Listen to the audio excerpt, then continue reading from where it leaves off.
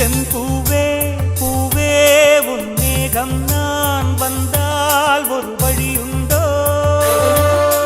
சாய்ந்தாடும் சங்கில் துளி பட்டாலும் முத்தாகிடும் முத்துண்டே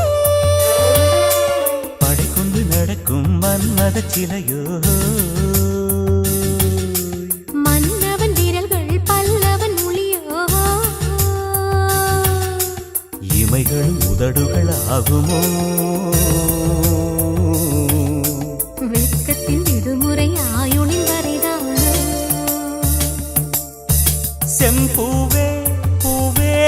உன் மேகம் நான் வந்தால் ஒரு வழியுண்டோ